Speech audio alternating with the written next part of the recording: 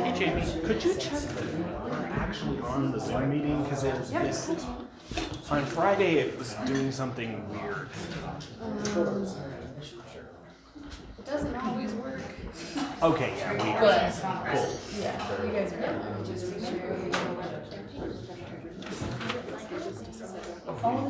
Good afternoon, 1:30. We'll begin the regular Board of County Commissioner meeting. The Board of County Commissioners are holding a regular meeting on May 3, 2022. The County Commissioners Ronnie, Maez, and Warren.Brown, County Manager Derek.Woodman, County Attorney Todd Weaver, and County Clerk and Recorder Archuleta present. Commissioner Schaaf is attending by Zoom. If you have cell phones and you have them, would you please turn those on to silent mode? And we'll begin the meeting with the Pledge of Allegiance, followed by a moment of silence.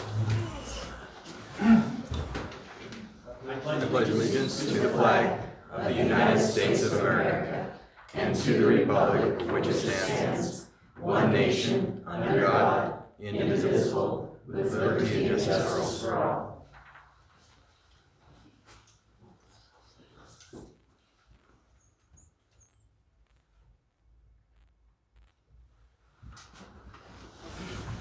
Thank you. I appreciate everyone being here today, both in person and on Zoom. Do we have any disclosures and/or conflicts of interest? I have none. I have none. Do we have Commissioner Schaaf online? On Zoom? Okay, yes, none. A little hard, we're going to turn you up a little bit there. Do we have any adjustments to the agenda? Hearing none, do I have a motion for approval on the agenda? Mr. Chair, I move to approve the agenda as presented. Do I hear a second? Second. I have a motion and a second. All those in favor? Aye. Aye. Did you? Yes, aye. Okay, sorry. Okay. Fast.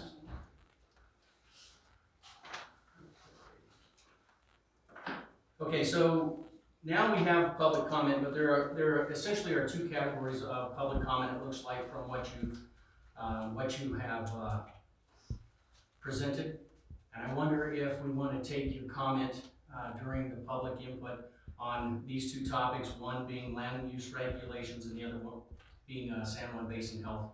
When we are discussing those, if that's fine with you, we want to make sure that you hear we hear what you have to say. But I also want to make sure that it's timely. Is everybody okay with that?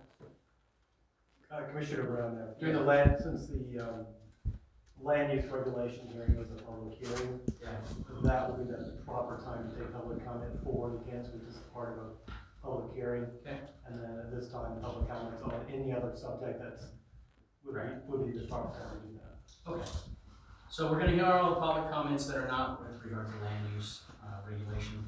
If you would remember that you have 3 minutes for your public comment per person, and the board will not engage or respond to any public comments. People making public comment are asked to speak slowly and loudly, and if you would begin with stating your name and your address for the record. Looks like the first one that we have submitted is from Susan Gilcomb. Yellum. Pardon me. That's all right. It's a tricky name, even though it's only 5 letters. Right. I have a statement that has been on behalf of the Archuleta County Democrats regarding the San Juan Basin Health. public health. On April 28th, the board governing San Juan Basin Public Health recommended that the agency dissolve, a move that was prompted by months of conflict among the boards, the county commissioners, I guess both here and in La Plata. So the future of the Public Health Agency, which was founded in 1948, now rests in the hands of the Archuleta and the La Plata County Commissioners. Archuleta County Democrats have strong reservations about withdrawing from the San Juan Basin Public Health. A go-it-alone approach could have severe public health and financial impacts for the taxpayers of our county. Archuleta County contributes $19.94 per capita to the health district, to the San Juan Basin Health, and we receive about $93 per capita in return for that contribution. So how does Archuleta Board of Commissioners plan to close that $73 gap? This is an annual shortfall of a minimum of it's a little over $1 million or so, which would be required just to keep the same level of service that San Juan Basin Health provides now. Archuleta County is required by state law to provide health services to its citizens. If the county does go it alone on public health, is it going to be able to meet those mandates effectively and without requiring more tax increase? The commissioners already established a fact-finding committee on public health and received that committee's report back in March. What did the committee find? We urge the commissioners to make the report available to the public online so that we, the citizens, can understand why Archuleta County Board of Commissioners created this, this dispute. If the commissioners are determined to withdraw from San Juan Basin Public Health, we believe the process should be transparent. Before final decisions are made, we hope that the Archuleta Board of Commissioners can explain how will the county fund public health expenditures, what new taxes will be imposed to make up this about $1 million plus deficit, what kind of hiring will be required, how difficult will it be to fill those positions and provide facilities with our current economic climate. Will the new health department commit to follow the state recommended infectious disease? Mr. Chair? Yes. You have exceeded your 3 minutes. Oh, I'm sorry. That's okay. Okay, I'm just, If you just You want can to just wrap it up. Okay, okay, so let me just read the last sentence here. Finally, taxpayers should be able to clearly understand whether dissolving the San Juan Basin Public Health is truly in their best interests. Okay, and it is signed by Carl Young, he's the chair of the Archuleta County Democrats. Do I give you guys a copy of this for the record, or do you get it just from what I read? Yes, you can give us a copy of the record. Okay. Thank you. Yeah, thank you. Appreciate it. Thank you. Thank you. I'm sorry you didn't have more than 3 minutes. Well, I guess I should talk faster. Because it's really not a very long letter. Next up, Lee Stoker. Is that correct? Yes, All right, 1 for 1. so my name is Lee Stouffer. I'm on 99 Caregiver Drive. I just wanted to say that I'm very concerned. I've talked to people in the community. There seems to be a feeling that there might be people in the county who want us to have a public health service that doesn't really enforce a lot of mandates. So my concern is if we go it alone, I think that the cost will be more than over $1 million because, we're not sharing people. We're going to be having to hire people. And I hope that we would hire people who are competent and who have expertise in public health. And so I think the expense will be very great. We've probably got a pretty good deal going on with the health board as it is now. And so I encourage us to stay on the board if possible. And if not, then I hope that, it'd be nice to know how we're going to pay to have an adequate public health service in our county, because it's going to entail a lot of money and people. So thank you. Thank you.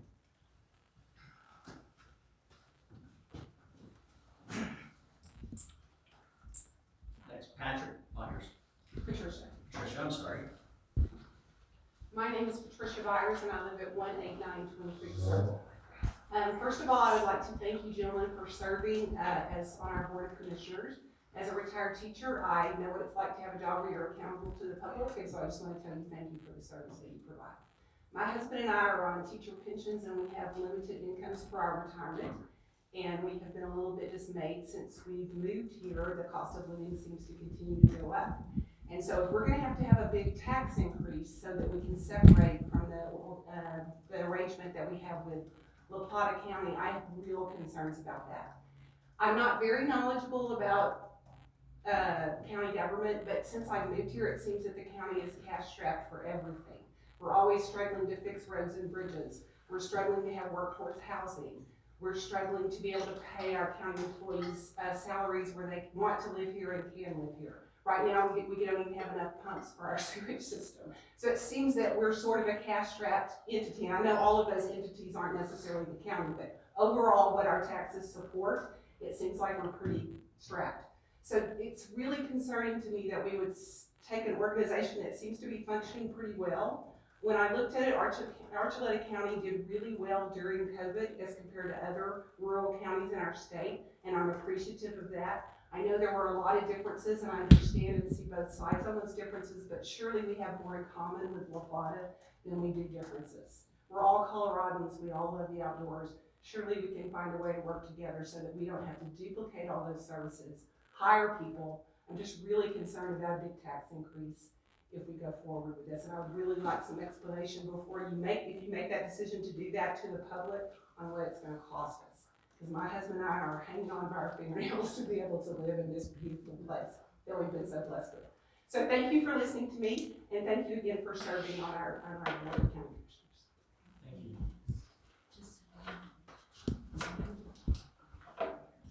Commissioners, how many thoughts I want to share? Should ask me. The health thing is gonna be ongoing, and we're gonna take into the best interest of the people of Archuleta County, what's gonna better serve them, and how they're gonna serve them. There are statutory requirements that are required to go along with this, and we will follow that. So it'll be a long time. Nobody's made a decision yet. These commissioners haven't, and La Plata County commissioners haven't. So, you know, things can be rectified possibly, or through further communication, it can be ironed out. We don't know that. But until then, before anybody really jumps to any big conclusion, we're working on it. Chairman Schaaf, do you have anything that you would care to share at this point? Well, normally I would not, but in this instance, I will. I think it's important that people know that that's exactly what we've been trying to do, is work on the relationship with the current San Juan Basin Public Health and our county and make it better. This whole jumping off ship didn't come from this Board of County Commissioners. We entertained a group of people who wanted their thoughts and concerns heard last week, and it kind of snowballed from there. So I think this board has tried to do what's best for the citizens, and hopefully we'll continue to do so. Thank you. Thank you. I'll share just one quick thought. I don't want to belabor the point. There's been no decision to leave San Juan Basin Health, period, at any time. The information that was sought from the investigative committee was informational. I was the liaison to that group between the commissioners. And I specifically asked them to find information out so we would have the best information to make any decision that would come our way. I can tell you, it's not my inclination to leave San Juan Basin Health because, frankly, our county can't afford it. Is it a potential eventuality? Yes, it is. But everything's on the table all the time. Nothing is for sure and nothing is constant. And I think that we need to be vigilant, and I think we need to make sure that we are checking what services are out and available and make sure that we're doing what's best for our citizens. And that's the end. This business that came about last week, I think it's unfortunate, but I think it's nothing that can't be resolved. And I would like to see us go about it in a professional and meaningful way to bring the best resolution for us. Okay, with that, I'm going to recess the regular meeting and convene the land use regulation hearing at 1:44. Dan Flowers, Yes, sir, swear you in, please. Swear to tell the truth. I do. Please go ahead. Okay, so we've seen most of this language before, but I think the best way to proceed would be just focus on reading through the changes that are recommended and answering any questions that you might have as we go. Does that sound okay? Sure. Okay. All right, so first we have section 1 under general administration. The change here is due to the fact that right now the state statute allows the counties to levy a $100 fine for every day that there's a violation of land use regulations. However, recent changes indicate that it's either March or May that is either gone or going to go. I don't remember which month it's going to end. But I know it's being abolished, so it's no longer available to us as a tool to levy a $100 a day fine for people that are continued violation that refuse to comply. So what we've done is we have put this language in here that allows us to do that, and then we make a partner change to the, I actually don't have to make a change in land use to the fee schedule, it's already in the fee schedule, but this would just support that fee and explain that fee. So the language would read under section 1.4.3.8 under penalties. The county may, subparagraph 1 reads levy daily fines as allowed by the Archuleta County fee schedule. 2, record letters outlining unremedied building code violations to cloud future title searches on a property. And 3, seek such additional criminal or civil penalties as are provided by Colorado law. And so this language simply puts in place that we can apply that $100 a day fine that is already in the fee schedule, both on the building and the land use planning side, if we feel it's necessary. The second section is about the cloud letter. We do use a cloud letter right now. I just felt it was important to codify that, so that was added here. Any questions about this section? No. No. Commissioners? Chairman? I have none. Thank you. Section 3. Section 3, the only change in section 3 is, this is related to the marijuana language that's going to be reviewed here in a minute. But in the use table, this would just add the marijuana cultivation for personal use or caregiver medical use, which is a new term that we've put into the regulation based on this section 5 change. So this just codifies that and shows that in every district other than agricultural forestry, which is Forest Service land, that it would be a use by right to cultivate your own marijuana, so that aligns with the no cost use by right permit that's discussed in section 5. So this is just putting it in the use table to round out that piece. Section 5, so the first part of section 5, under mitigation of natural hazards, section 5.2.3.1, steep land. Right now, the regulation says that any structure built on slopes of 20% or greater have to have a geotechnical engineering report submitted that outlines how to develop the foundation to ensure that it's safe. Can I interrupt you Yes, just yes, for a of moment? course. Chairman Schaaf, are you trying to make a comment? No, sir. Okay, I'm sorry. Trying to be quiet. I thought, I heard a glitch, and I didn't know if it was you, and I asked the chair to recognize it. Thank you. Sure, so it discusses these geotechnical reports in the regulation now at 20% slope. I can't find any justification anywhere why we would require that much engineering for 20% slopes. The land, or the building codes, both the residential and the building code, indicate that we should have those reports at 33.3% slope. So the effort here is to align that consistently and to make, if you're at 20% slope or greater, to simply require a slightly beefier foundation, or to have you get an engineer that says this is all I need to do. So that's what we're trying to accomplish here. So let me read the language.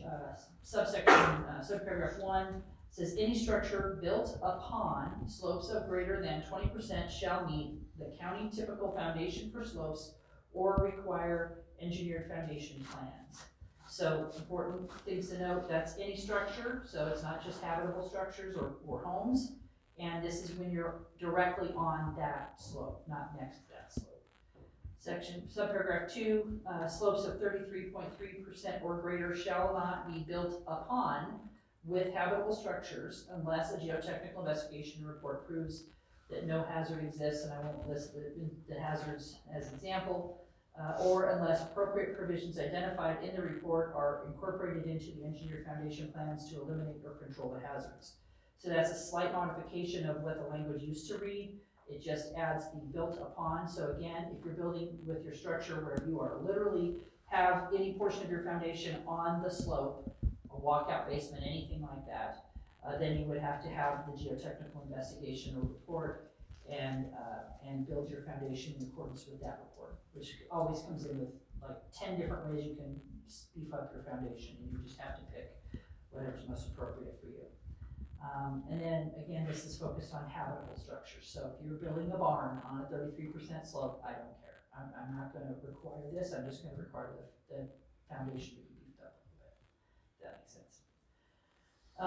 Subsection 3, habitable structures built adjacent to slopes of 33% or greater must meet setbacks outlined in the adopted building code or as identified in a geotechnical investigation or report. Any roads, trails, driveways shall only be built in accordance with Archuleta County Road and Bridge Design Standards except for purpose of forestry management or wildlife protection. The second part about roads was in there before. It just said that it said that at 20%. Now it says it at 33%, and that is consistent with the road and bridge standards. And that's really just about how many switchbacks you need. What's the slope? What's the steepest your driveway can actually be to be compliant? And then habitable structures, again, built adjacent to. So now you don't have a foundation dug into the slope, but you're near the slope. Again, the building code does require setbacks, whether the slope goes up from your home or down from your home. There's different distances that they want your footers and or your structure to be from that slope. And it's all defined in the building code, how that's measured and how that's calculated. And really it works out to be basically 15 feet if the slope, I think it's if the slope goes up from your house, and at 40 feet if the slope goes down from your house.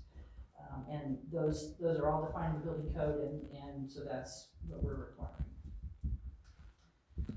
Or you can have a geotechnical report that says I can be 5 feet away because it's solid, or I've done this thing to mitigate. So, all right, so that's what the slope section is about, and it's completely separate from language for marijuana. So if there's any questions on that, I'd take those now before we move on to marijuana. Nothing, I have a comment. I think this is gonna be a lot more user-friendly for a lot of builders and homeowners.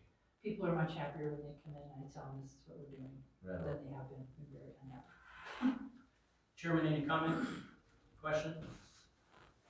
I don't have any questions, but I agree with Commissioner Maez. I think it's really important that our land use reflects what is in the building code. Yep. So I appreciate it. Okay, let's talk about marijuana. So section 5.6.2 is, the header is gardening and raising animals. So the 5.6.2.1 is the section that contains all the marijuana language. This first sentence is just defining what gardening is and pointing out that that you can garden all you want, but everything that we're going to talk about in these subsections is about marijuana gardening and not any other type of gardening, not flowers, not food, none of that, just marijuana. So the raising, harvesting, producing, or keeping of plants, i.e. fruits and vegetables, marijuana, flowers, etc., for personal, non-commercial use is considered gardening. This use does not qualify as an agricultural use for purposes of property tax collections or building permit exemptions. Marijuana cultivation is the only form of gardening discussed in the following sections. So if you're an agricultural, that definition comes from the assessor's office, and that is, gardening doesn't qualify because gardening is not for profit. It's typically for personal use, so it wouldn't count as agricultural. And you also get building permit exemptions for agricultural structures if you have agricultural operation. So that's what those are referred to.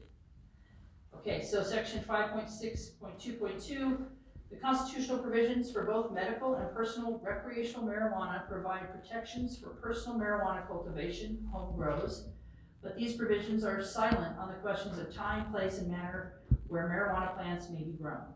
To strike a balance between the rights of Archuleta County citizens who wish to grow marijuana for their own recreational or medical use, i.e. personal use, medical marijuana caregivers, caregiver medical use, and the rights of all others, the following common sense standards and marijuana plant count limits are to be maintained. This use does not qualify as an agricultural use for purpose of property tax calculations or building permit exemptions, just in case I didn't read the first paragraph. Okay, so marijuana plant count limits. There are some changes, and I'll read the language and then I'll point to where I've made changes based on our last discussion. Marijuana plant count limits. The purpose of setting marijuana plant count limits applicable in all zoning districts is to set reasonable limits on unlicensed, non-regulated marijuana cultivation as is consistent with the authority provided in House Bill 17-1220 to stop or reduce the diversion of legal marijuana to the illegal market. Additionally, marijuana cultivation on a large scale can have a significant impact on valuable and scarce natural resources. Marijuana plant count limits are effective immediately upon the adoption of this section. So subsection A, there shall be no marijuana cultivation allowed in Archuleta County on unoccupied parcels or parcels that do not contain a legal dwelling regardless of zoning district. So I did answer a question yesterday.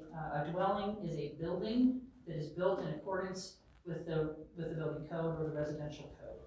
RVs are not dwellings, so they would not count for this, even if they had followed the policy that we adopted earlier this year about continued temporary use.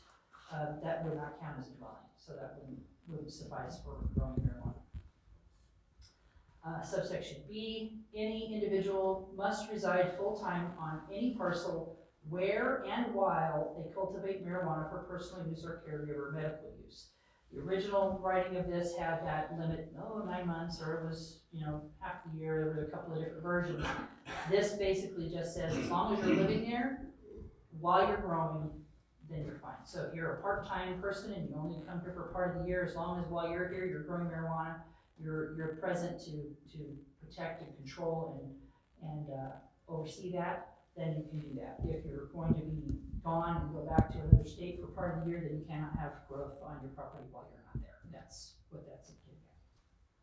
C, not more than 6 marijuana plants per adult 21 years or older shall be cultivated for personal use at any time in any zoning district with no more than 12 marijuana plants per occupied parcel. So again, personal use, cultivated for personal use. This is for recreational uses, is what that paragraph is referring to. Medical marijuana primary caregivers who are registered with Colorado Licensing Authority and the Department of Revenue may cultivate not more than 12 marijuana plants with a state-issued medical marijuana card with a limit of 12 plants per occupied parcel. I should go back. Section C, personal use also includes if you have a medical card for yourself and you're growing for yourself. Medical marijuana primary caregivers is where someone else is growing that marijuana on your behalf, someplace else. So in both cases, the set limit is 12 plants per occupied parcel. Requests to cultivate more than 12 marijuana plants for personal, medical, or caregiver medical use on any single occupied parcel in any zoning district shall require at no cost medical marijuana use by right approval from the county planning department not to exceed 24 marijuana plants per parcel. So if you have a med card or if you grow on behalf of someone who has a med card and that card requires more than 12, then you can grow up to 24 if you come to our department, no cost. We'll just go through a review, make sure that you're complying with all the standards that are listed, and then we'll issue you the approval, and then you'll be able to grow up to 24. So that's what the plant count limits section. Should we stop for questions on that section before we move forward? And that's within the state statute? Yes. 24. Yes. Yes. Do you have any other questions? No. Chairman Schaaf, do you have any questions to this point? So I don't have any questions, just clarification. Within the state statute, they're allowed 24, and the county has the option of permitting. More. Is that correct? Yeah, the county could permit more, yes. What we're suggesting in this language is that we limit it to 24 per parcel. So let me talk about one circumstance. So let's say I have a medical card, but I don't want to grow for myself, and my medical card says 48, okay? So I can have 2 different people grow 24 plants for you. So I can do that. It doesn't have to be, I'm not limiting you to 24, I'm just saying we can't have more than 24 on any parcel. So if you can find more than one person willing to grow some plants for you, you could do it that way. That has another. As a medical care, primary medical provider. But, well, to my point, the whole 12 marijuana plant limits, when state statute says 24 is allowed. That's where I was coming from. And it is allowed for medical as long as you just do a review with us so we can make sure you're complying with policy and we can document that and get it to you, that's all. But I hear you. With this review, what will it require the people to do? They're basically gonna submit either a site plan or we can do a site visit where we would just come out and see where they're gonna grow, make sure that it has the requirements that are gonna be listed in section 2, the closed lock space and shield from public view, that kind of stuff. Okay, so then they don't need to provide any private information. No, we need a copy of the medical card for the record and for whoever's being grown for, on whoever's behalf, the growth is to and then we go forward. Section A, I was looking at here, there shall be no marijuana cultivation allowed in Archuleta County on unoccupied parcels. And then it goes further, that do not contain a legal dwelling regardless of zoning district. I'm not really entirely sold on IMA. I would rather see it just end at unoccupied parcels, because there are some people that do come up and they do have a very large, motorhome or whatever, and they reside there and then they grow, and then they leave after the growing season's done. I guess more reasons, more understanding I need for this. It's just about making sure that it's being monitored. So if you have an RV and you come up for part of the year, you can stay for 120 days. Honest to God, I have no idea how long it takes to grow a marijuana plant. So I don't know if you can grow it 120 days or not. So we didn't do that based on that, but it's whatever you guys want the language to say, we can amend it right now. If I may, do we have any folks that have growing experience that might be able to tell us how many days it takes to grow an outside plant in our 10 months. 10 months? 10 months. 10 months. If you grow it naturally, right from seed start- to we start the end of early, so- February. So I'm You just start talking in January, outside. you go to February, you go to the end of November. Yeah. That's what I do with mine. So if I could have just one person to answer that, and I'm just looking for the outside, not from the time that it's the seed inside, but from the time you transplant it outside. What is the time frame? So if you could give me your name and address for the record so we can have that on file, and if you could just enlighten us to that. Anybody want to keep it? It's 4 or 5. It's done by October. Yeah, 4 months pretty 4 much. months. And Sorry. Jaredomas, Okay, Jared. you pretty much are putting them outside middle of into June, and you're pulling them beginning to end of October. I go to November. Depending. In your address, Jared. 49 Sweet Court. Thank you. So 120 days would cover 120 it. days. Okay. Okay, thank you for that, Jared. Okay, so then the proposal, if you all agree, I can totally take out or parcels that do not contain a legal dwelling and we just say unoccupied parcels. Chairman Schaaf, your thoughts? Well, I would sure strike that. Okay, so then, just to clarify, then you're okay with, I'd rather see, there shall be no marijuana cultivation allowed in Archuleta County on unoccupied parcels, period.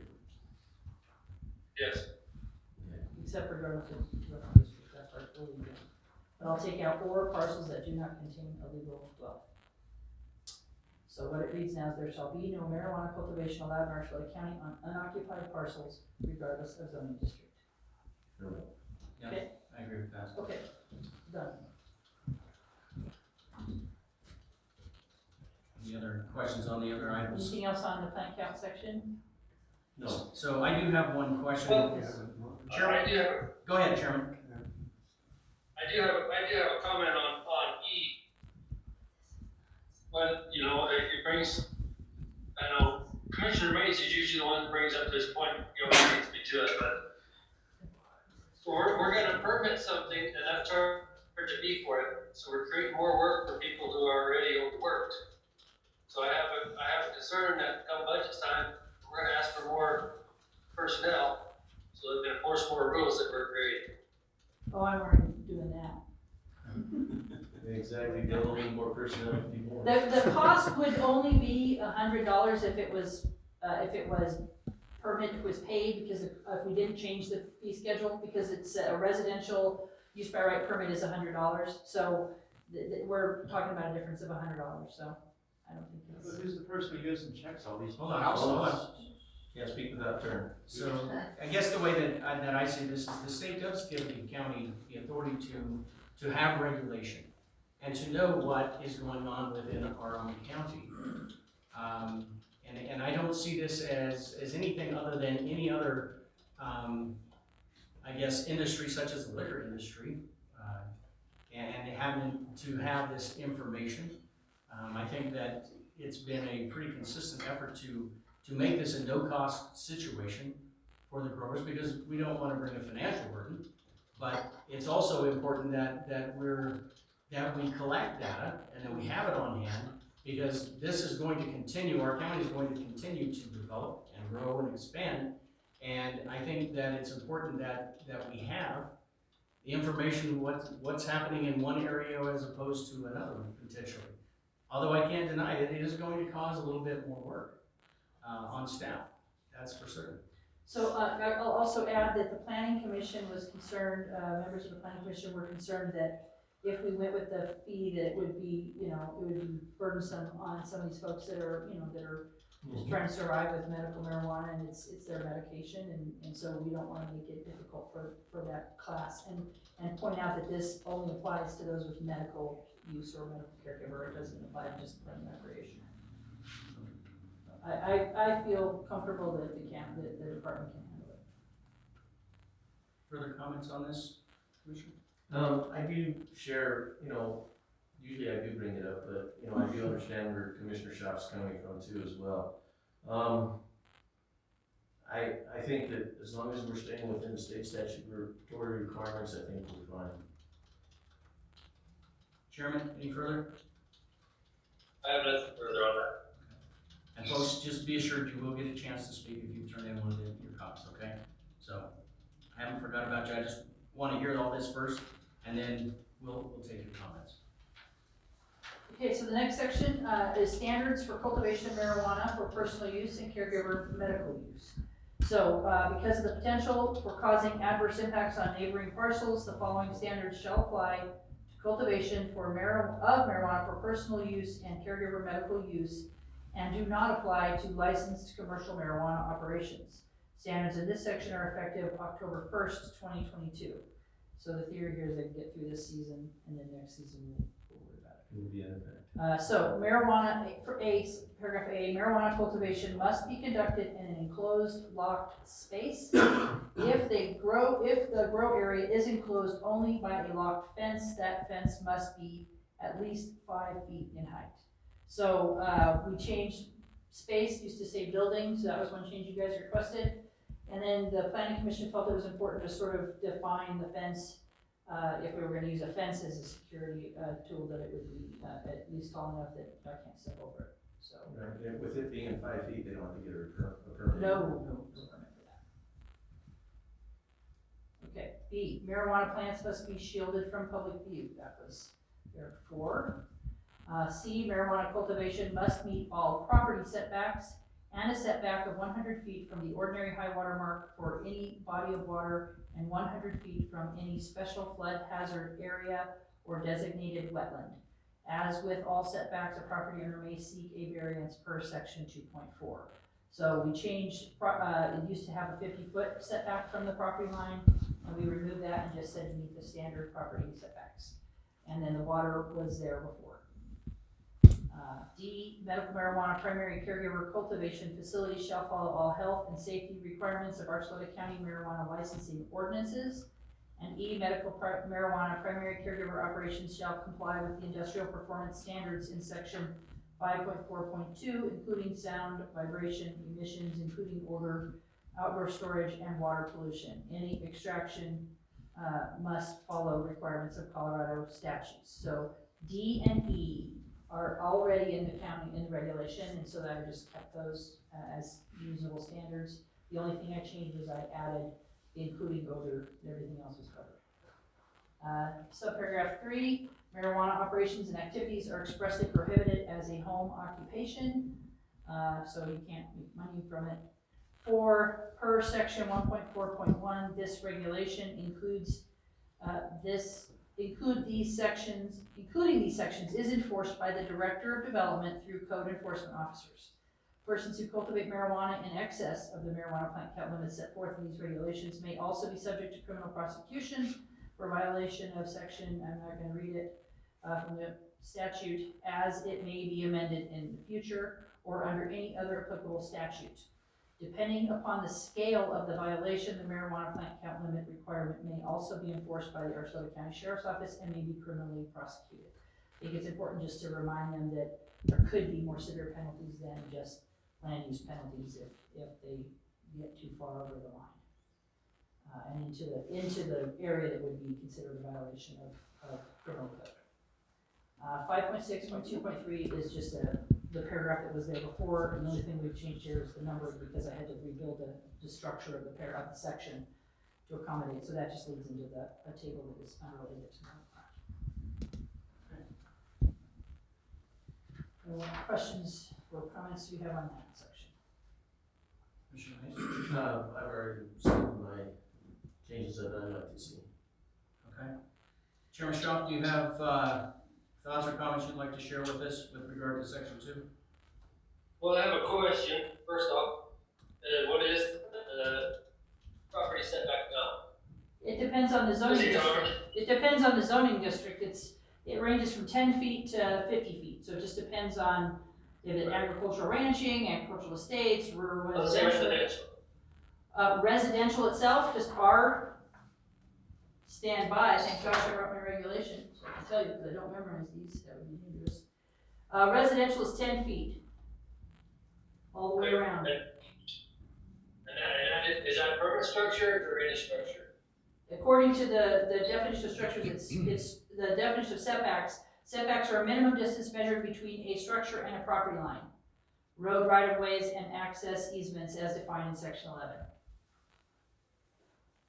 So a road could be a structure. A road dome would be a temporary structure, yes. A fence would be a structure. So that's why it needs to comply with setbacks. Okay. Thank you. Thank you, Chairman. So I just want to make sure that I understood this correct. So if the setback applies in whatever area, the growers can apply for a variance. Absolutely, yep. So let's say you already have your grow going on, and it's a 50-foot setback, and you're 45 feet. Then you can apply for a variance. And then that can be, if your neighbor agrees, it's $100. If you have to go to the Board of Adjustments for approval, it's $300. And that's the standard variance. Does this affect already established grow domes? Well, that's what it does say that you have to comply by October. So if you haven't already established like a greenhouse or something, if it's in the setback, it shouldn't be, because the setbacks you'd be violating the setbacks to have a grow, either a greenhouse or a fence inside the setback anyway. So you would have to get a variance from that. It shouldn't have been put there in the first place. So if they were already complying with it, then the grow dome should already have the 10-foot setback. Right. But if it didn't, then the easiest answer is just get a variance one time, and then you don't have to do anything. It's good forever. Okay, we're going to open this up to public comment. I'll sit down. Are any of you out there in favor of the proposed regulations as amended today that wants to speak in favor? Hearing none. Then we'll go on to the remainder of our public comment. First one I have is Rachel Sue. Oh, good. Sue. Did I say that correct? It's, you can. Of course. I'm like 100% today. It depends on who asked them. That's okay. And if you would remember to give us your name, address, and you have 3 minutes. My name is Rachel Sub. My PO box is 1392. I strongly urge the commissioners to table this regulation due to it not meeting statutory regulations for the county. One of those reasons being that Pamela Flowers and I actually agree that she has created new definitions for medical use and personal use. So it should be noted, my educational background is in constitutional law, and I am a published author in scholarly information on case law. Medical marijuana and personal use marijuana are two legally distinct terms and have different protected rights from one another. The distinctions are expressly written in Colorado Constitution, Article 18, Section 14, for medical use, including patients and caregivers. Article 18, Section 16 regulates personal use. The redefining of these terms for this regulation makes it outside of her regulatory powers, and it is unconstitutional. It does conflict with the definitions in the Constitution for medical use and personal use. Also, when a statute amends an article to the Constitution, it is void for not following the legal standard of amendments, which is a 2/3 majority of the General Assembly and the registered electors in this state. Counties, municipalities, and cities may not, in fact, have the lawful authority to regulate further, because the General Assembly statute that was passed was done by a simple majority. It was not through an amendment process. So that amendment may have looked something like, counties, municipalities, and cities have the authority to further regulate medical marijuana use under time, manner, and places land use regulations. That was not done through an amendment, it was done through a statute. So now we are looking at legal issues where the county is targeting medical marijuana patients. Medical marijuana patients have the right to confidentiality, which is why we are having this conflict right now with law enforcement.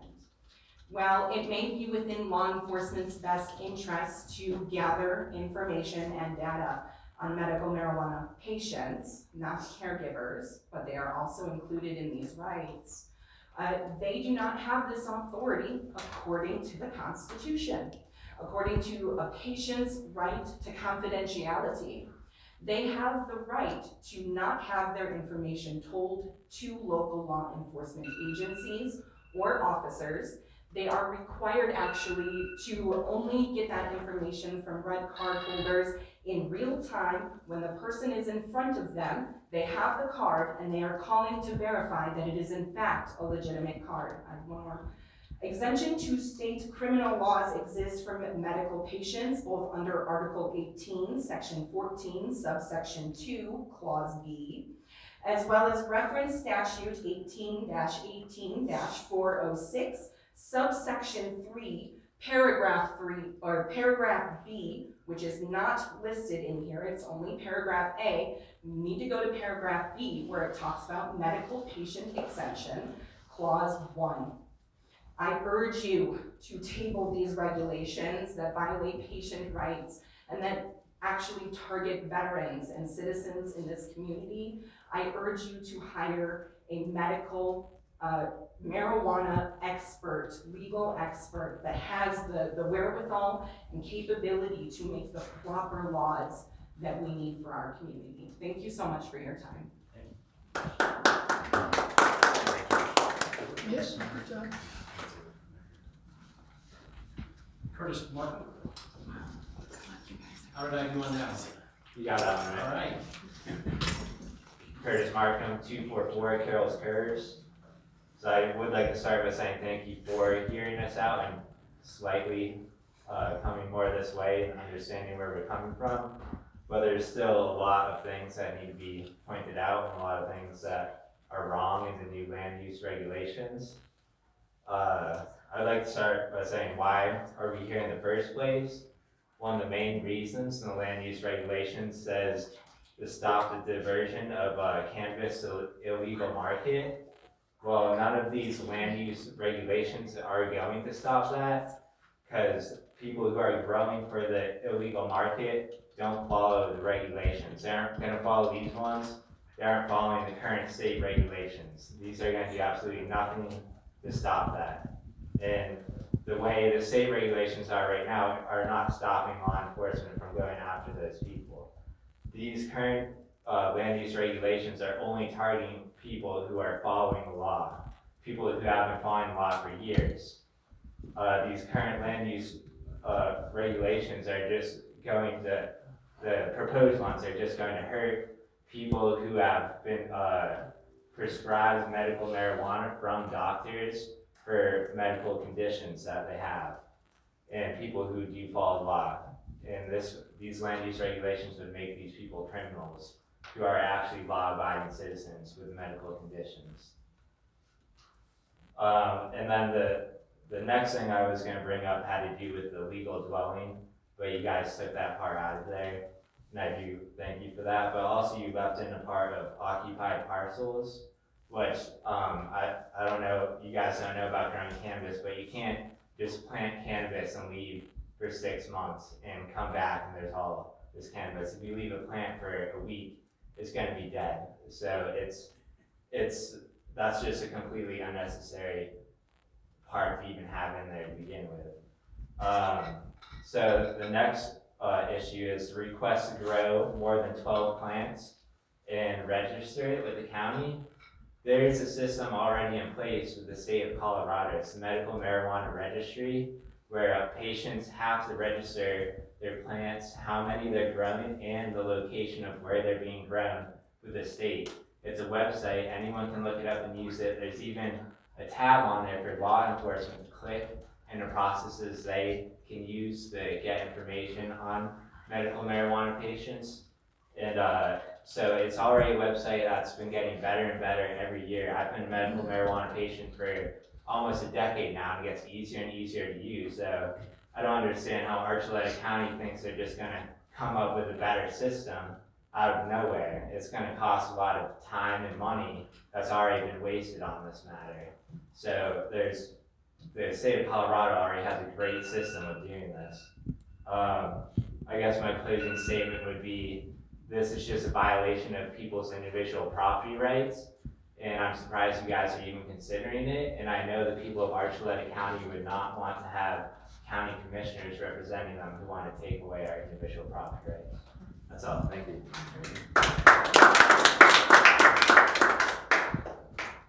Jared, let's.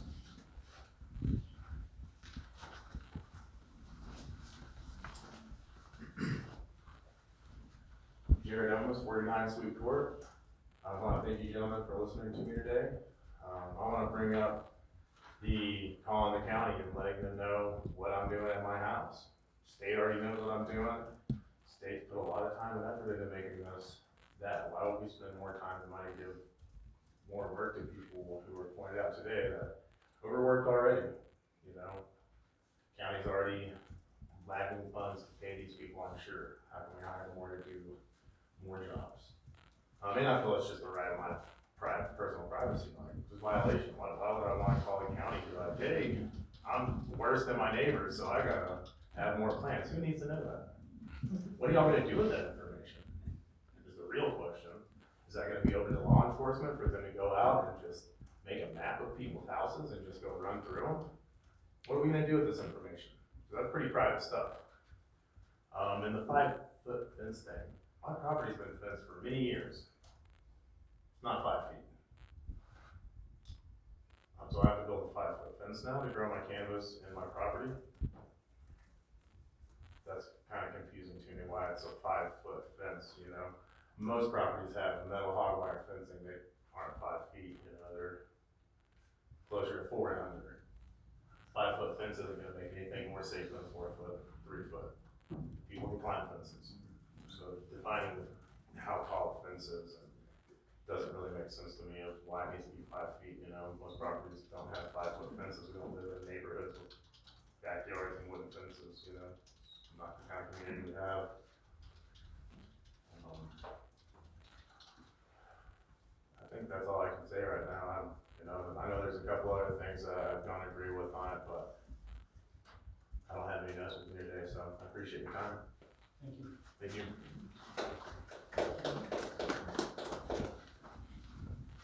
And the reason again for a 5-foot fence was simply just for screening? Yeah, I mean, it's not, if you have a 4-foot barbed wire fence, that's not an enclosed secure area. The idea is you have to be able to lock it and enclose it. You Keeps can't do cows that out. with a 4-foot barbed wire fence. Warren.Brown. Come on down. Yeah, thank you.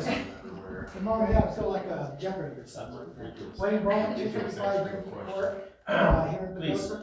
I've been watching this going on for quite a while now. And one of the reasons why I'm running for sheriff is because I'm a big fan of private property rights. I'm a big fan of doctor-client privilege.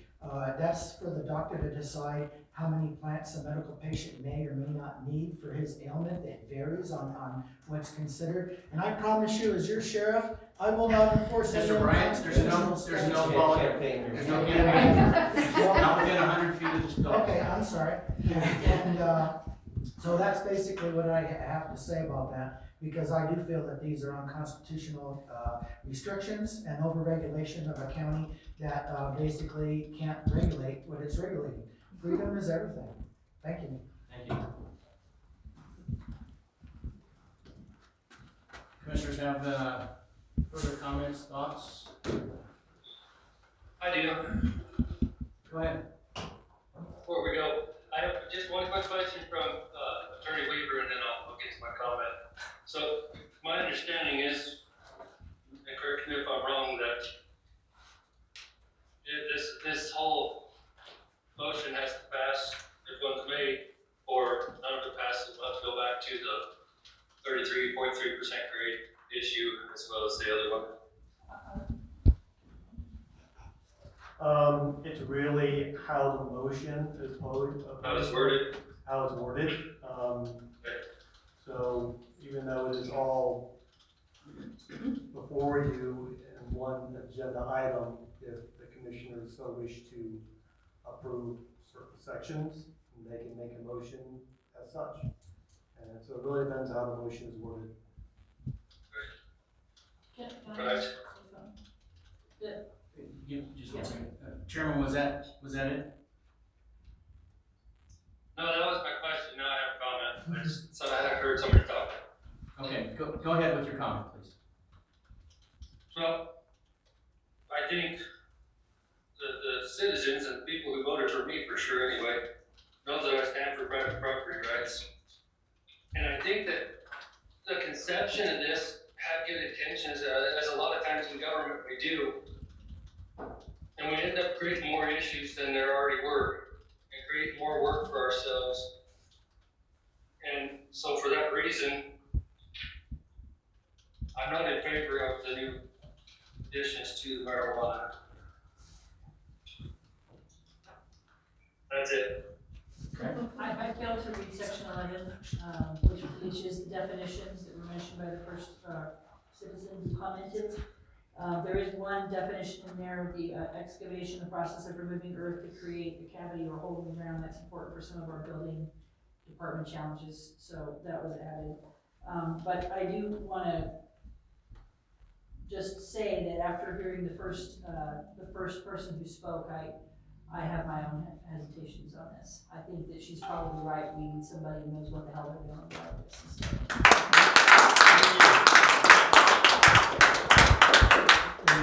I know the process of moving earth and creating a cavity in the hole. We had that problem when with mining and drilling. I believe, I don't know if you were here.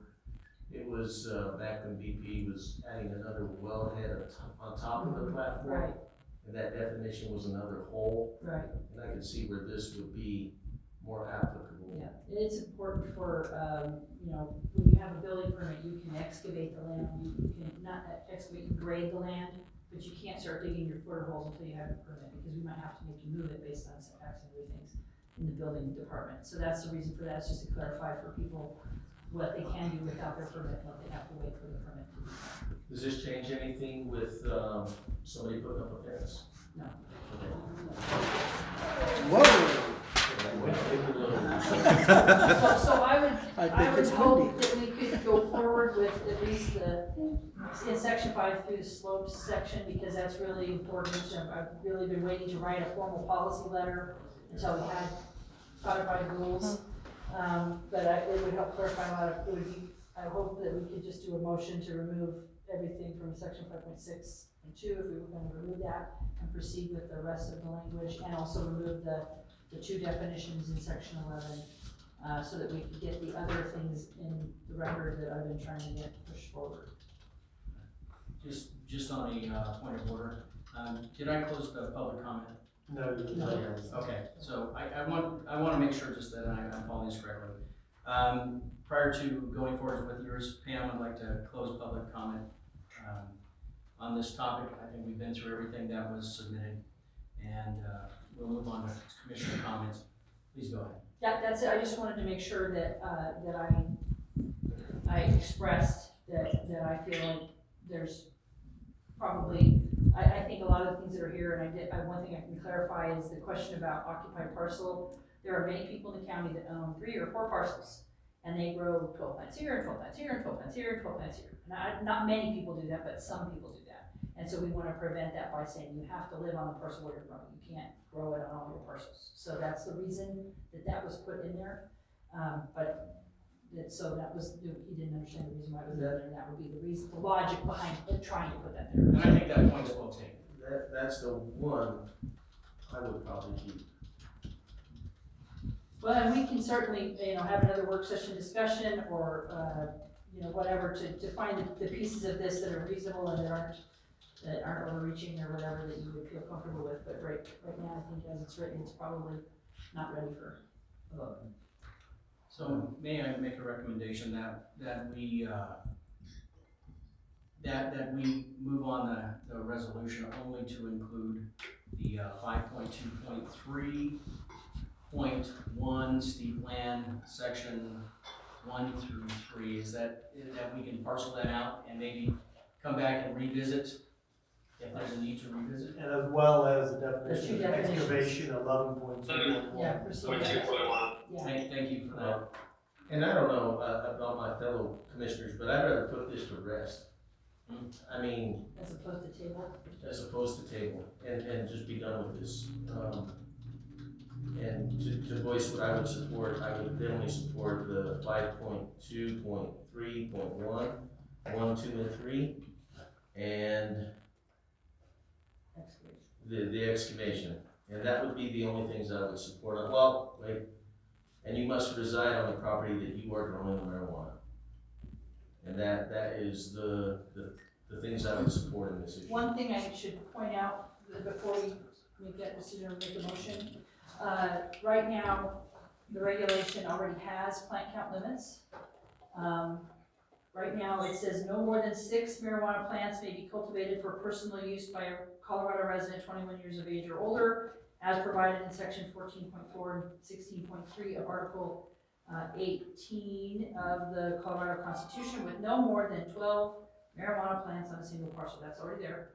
Then the next section says no more than 48 marijuana plants may be cultivated by a medical marijuana caregiver. If you could silence your phone, please. Registered by the state. So, and then all the rest of that language is what's already here.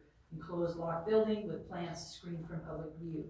And it says building in the current regulation. Right. So some of the discussions we've had, We've the liberated language is some. right there, we're still not happy with it. It's what it says right now. If we start enforcing this, then, which we should, we need to enforce everything that's in here, or we need to remove it. But what's here is not consistent with that. It gives you 48 for medical, either medical or caregiver medical, and 12 for personal use, recreational. So that is already in here. So if we just say, let's just throw this out and walk away, there are still limits in here that I don't think we're going to be satisfied with, based on certainly public comment and some of the concerns you guys have expressed. Right, so, even with what public comment has stated and everything, if we went back to the original one, it restricts them even a little more, doesn't it? Or no? It says 12 on a parcel, so that's consistent. For cultivated for personal use by a Colorado resident. The book doesn't define personal use, so I assume that we're leaning on the definitions in the original statute. And then no more than 48 plants be cultivated by American One Caregiver, and it does not provide any opportunity to seek, more through a permit or anything like that. So it's limited to 48 for medical and 12 for personal.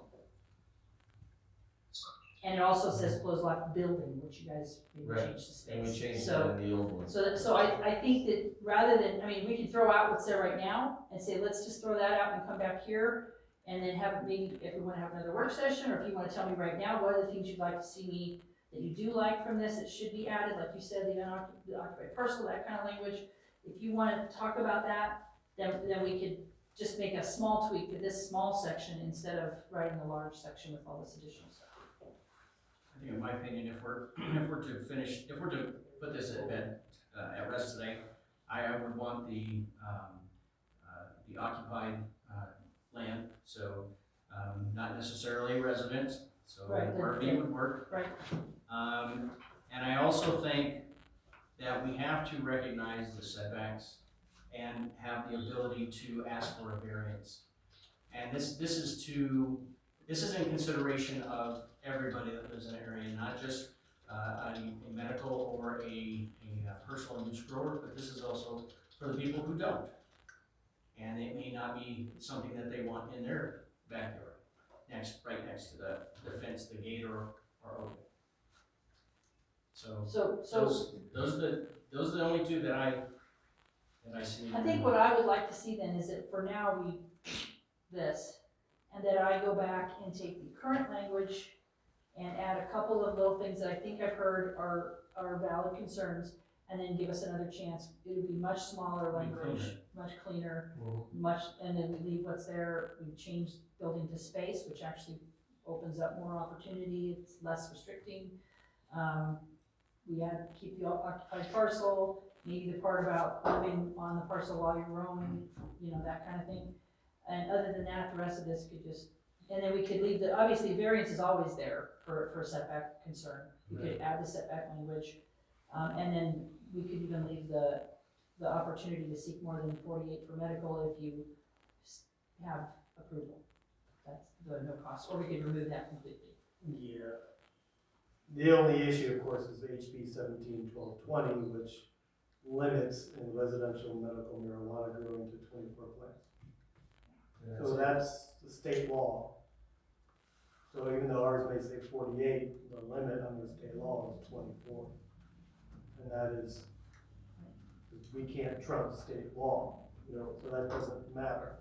And that's, of course, that's residential growing, is limited to 24 plants. If you're registered with the state.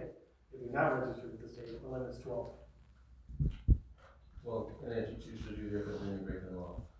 Yes, then you're in violation of state criminal law. The fact is though, if we don't put something in the land use regulations, that was expressed as well.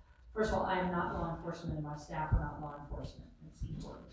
So we don't get to enforce that statute.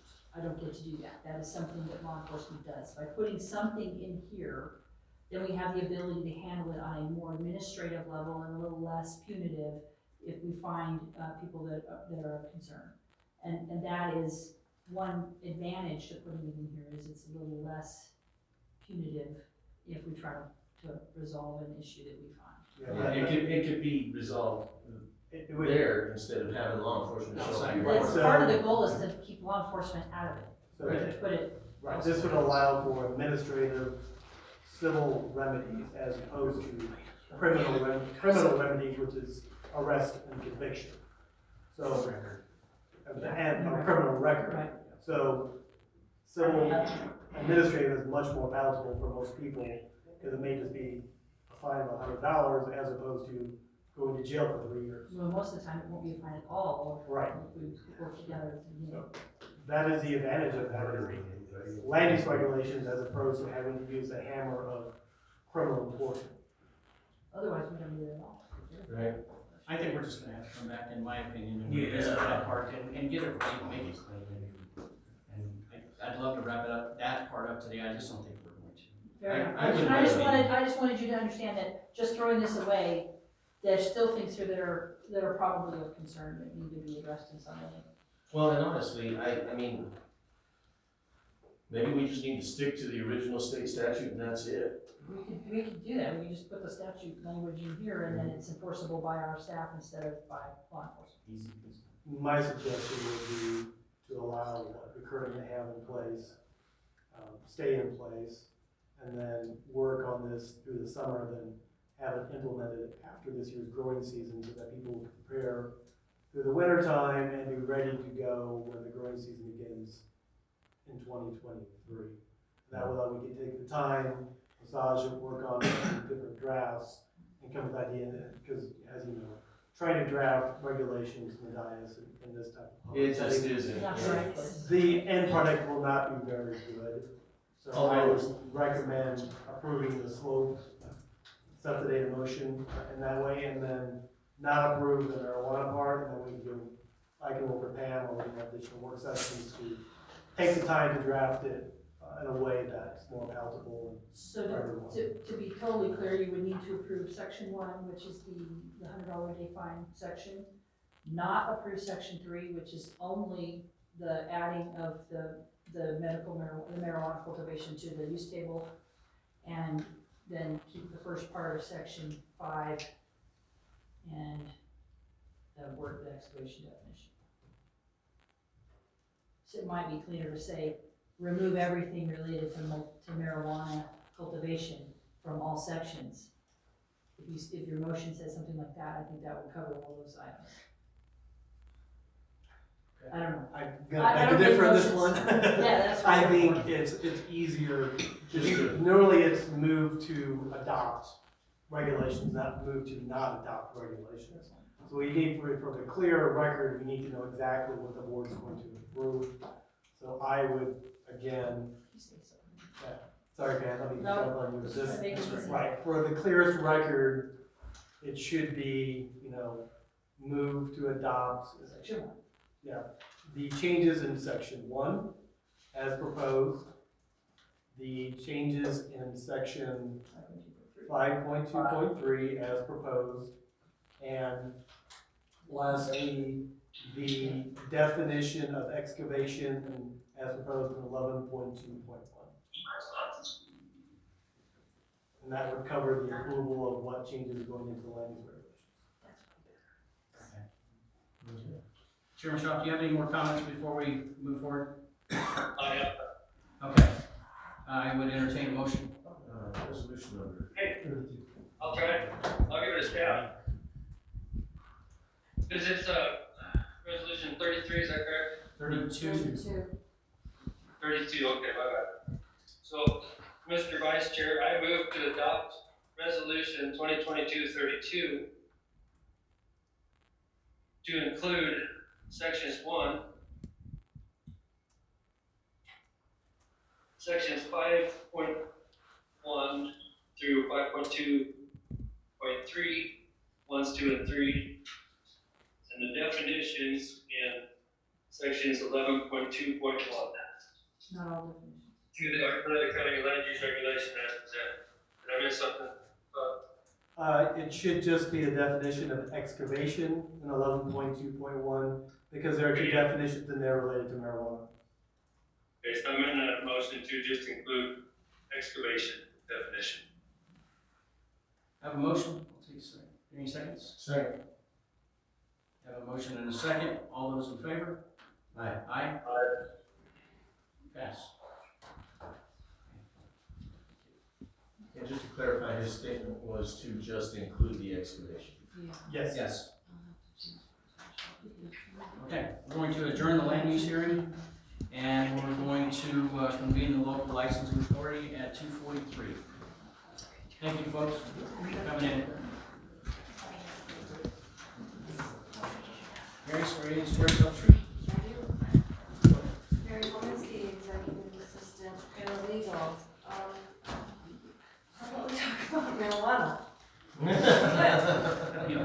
This is in consideration and approval of a retail optional premises cultivation license renewal for PMG Pagosa 765 LLC.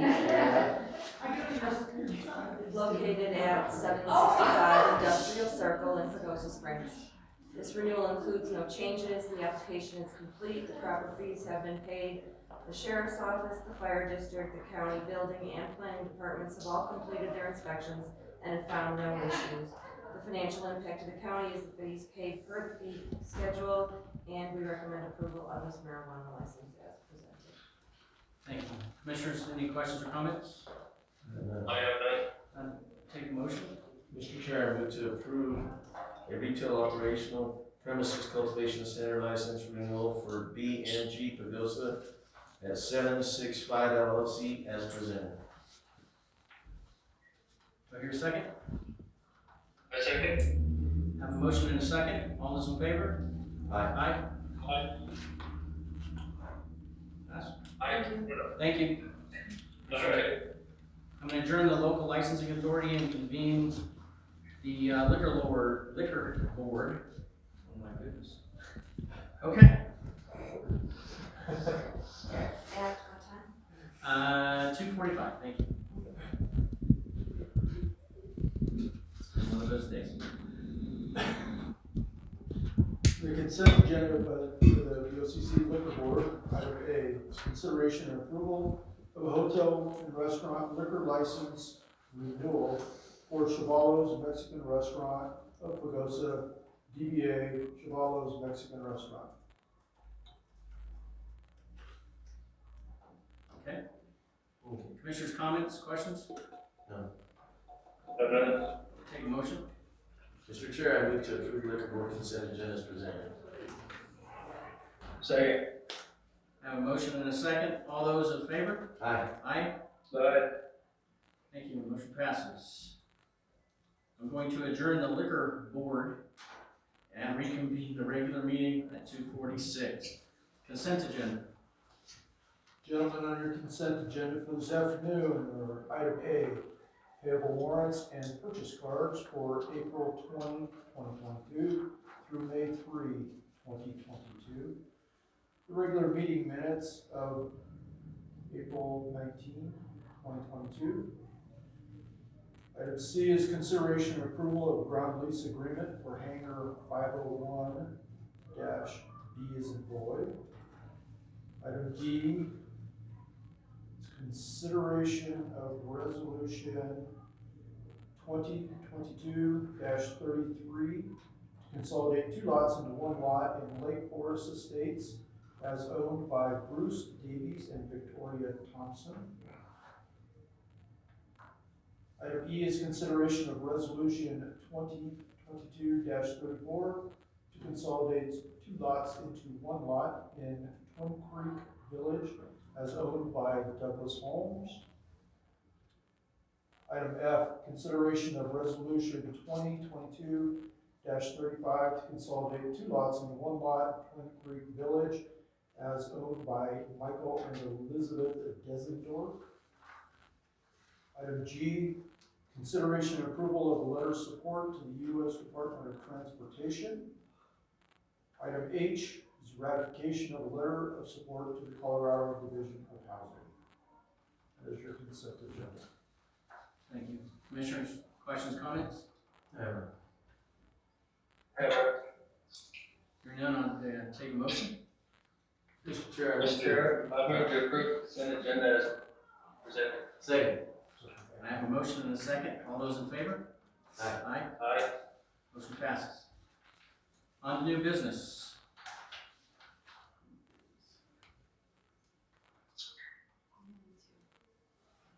Sorry.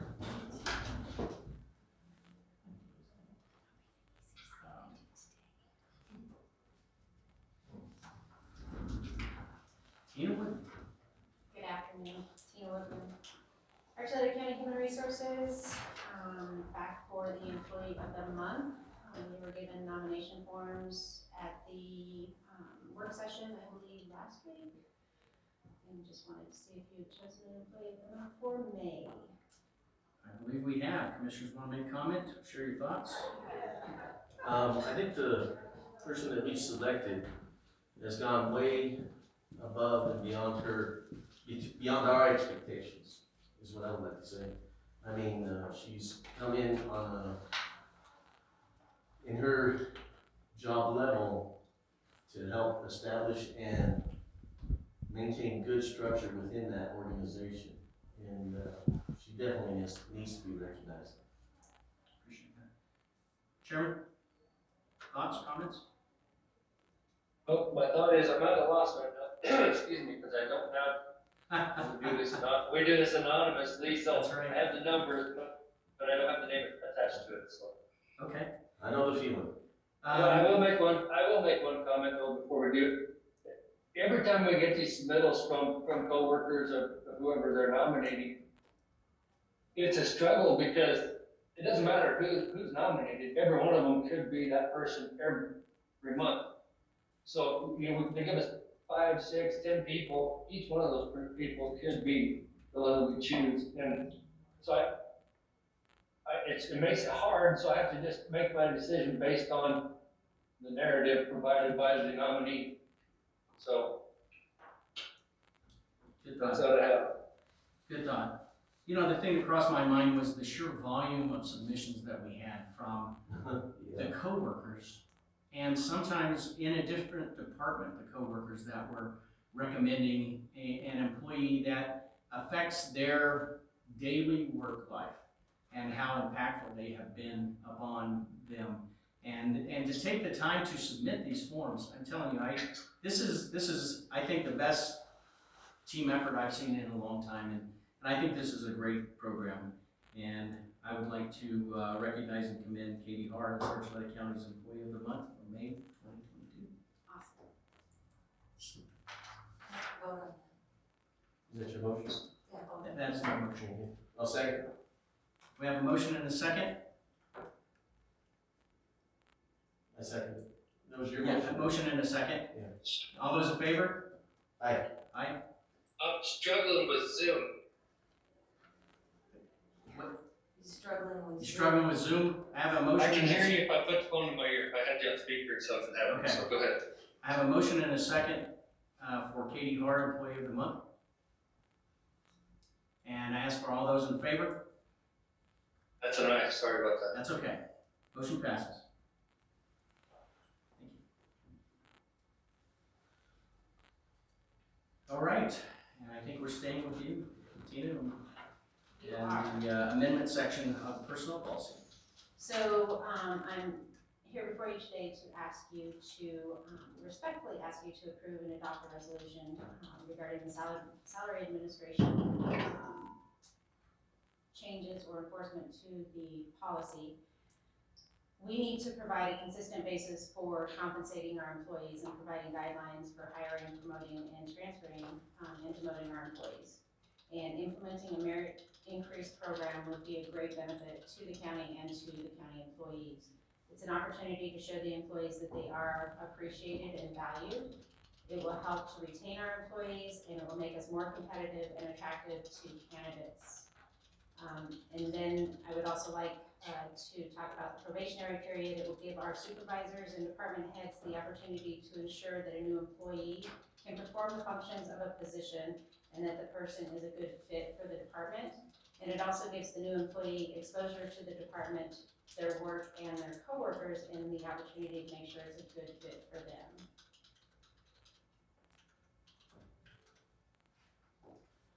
Thank you. Commissioners, comments? I know it's very important, our employees and their welfare. We need to do our diligence in making sure that they're getting paid, or at least we're trying to get them paid for their work and what they contribute to the organization. Nobody ever gets paid enough, I'll state that, but you know, the thing is, we need to be at least close to enough as we can be. Thank you. Chairman Schaaf, you have any comments? Yes, sir. I agree, and I really appreciate Tina's hard work on this. This is something that's, you know, we're so far behind in reference to this. You just neighboring communities that are half our size tend to take care of their employees a lot better than we do. So I think this is a good step in the right direction. So thank you, Tina. And I guess I would just go on the record to say is I realize that these take a tremendous amount of work. And I appreciate all of the effort that you've put into this, because no joke, I've done this before as a collective group, and it takes a ton of work, and thank you for putting the effort in to make this a better working environment for all of us. Further comment, question? I take the motion. Yes, sir. Mr. Chair, I move to adopt resolution 2022-36, amending sections of the personnel policy and procedures handbook for county employees as presented. Is it 36 or 33? 36. Yes. Second. I have a motion and a second. All those in favor? Aye. Aye. Motion passes. Thank you. Appreciate it. And moving on, item C, the property adjacent to Airport to Wings Early Child Care Center. Yes, Commissioners, as you recall, I'm sure, Wings Early Childhood Child Care Center, came, what was it, last week or the week before? Time flies, and we're having fun, so you know which week that was. So adjacent to their property, the county owns kind of a triangular hunk of land in and around Conduit Drive, and they approached about possibly leasing the property from the county so they could build, I believe, it was a playground, and possibly for additional parking as they plan to expand their building. I know it was run by the FAA, and they were fine so long as no permanent structures were constructed on that property and not infringing on the flight pathway of the runways. And so this motion is to move forward with, we'll need to have a legal survey done, be able to have the language in exactly what we're leasing to Wings. And so we'll need to get that done and then to basically draft a lease and move forward with that process. Any questions or comments? I got a comment. I think it's, I'm gonna move that we do move forward with this. That's not my official motion right now. Okay. But what I think we need to do is, they provide a really good service to Archuleta County and to the parents that are working in Archuleta County. But I would like to express that whatever we do negotiate in a monetary value, be realizing for the life of this agency that's there and the lowest monetary value that we could probably go. Chairman Schaaf, do you have any thoughts or comments you'd like to make? Well, it's nothing new, I'd like to echo Ronnie's. I think this is a very important organization. They do provide a great service to a lot of children who otherwise wouldn't have the ability. Maybe one parent would have to stay home and get an extra income and at a reasonable rate, is what I understand. So I think that we need to make it as easy on them as we can. I think it's a good idea. I concur with both of you. Thank you for that. Hearing no more comments, I would take a motion. Mr. Chair, I move to approve leasing county-owned property adjacent to the airport to Wings Early Child Care Center as presented, and to direct the county attorney to draft and negotiate appropriate lease documents. Second. I have a motion and a second. All those in favor? Aye. Aye. Aye. Motion passes. Thank you. Appreciate that, Tom. And with that, I think we are done. It's 2:57. Thank you, everybody. Thank you.